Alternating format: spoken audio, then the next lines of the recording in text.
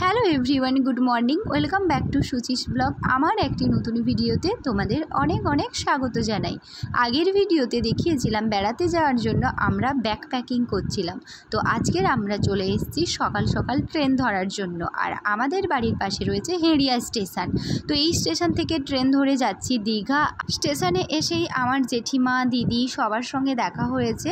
ওরা যাচ্ছে মন্দিরে, আর এখানে তোমাদের দাদা দুটো ব্যাগ নিয়ে দাঁড়িয়ে রয়েছে ট্রেন আসার জন্য।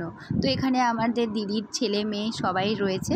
তো এরপর ট্রেন আসতেই আমরা উঠে পড়ি ট্রেনে, আর আমরাও যাচ্ছি মন্দিরে। তো পুজো দেব অনেক দিন ধরেই আমার ইচ্ছে ছিল, তবে আমি ভেবেছিলাম যে ওইখানে পৌঁছে সেখান থেকে আমি মন্দিরে আসব।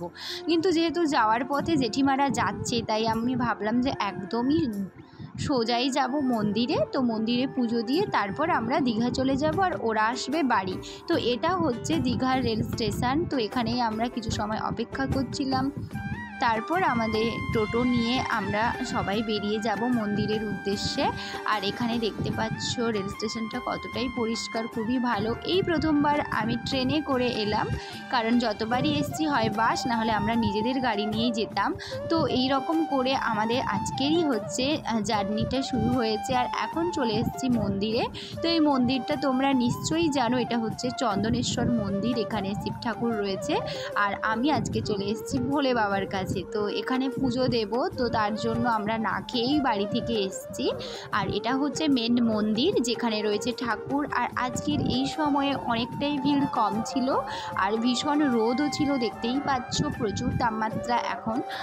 তো এরপর মন্দিরে আসবো বলে এখানে ফুল, বেলপাতা এবং বাড়ি থেকে দুধও নিয়ে আসা হয়েছে। তো আজকের এই ফাঁকা মন্দিরে আমরা খুব ভক্তি সহকারে মনোযোগ দিয়ে পুজো দিলাম। আর ঠাকুরের কাছে এসেই আমাদের মনটা সত্যিই খুব ভালো হয়ে গেছে, কিছু বলার আর নেই। তো এখানে পুজো দিয়ে দেওয়া হয়েছে, এখন আমরা বেরিয়ে যাব। তার আগে এখানে কিছু কয়েকটা ফটো তুলছিলাম আমরা সবাই, যেহেতু জেঠিমারাও সবাই এসছে। তো একা একা আসতে এতটাও ভালো লাগতো না, বাট সবাই এসছে তাই খুব ভালো লাগছে। কিন্তু দেখো, এত গরমের মধ্যেও অনেকের মানসিক থাকে, তো তার কারণে দেখতেই পাচ্ছ দণ্ডি কাটছে। তো সত্যিই খুব কষ্টের এই জিনিসটা, তবে এখানে রিচুয়ালস যেটা আছে সেটা অনেকেই পালন করে।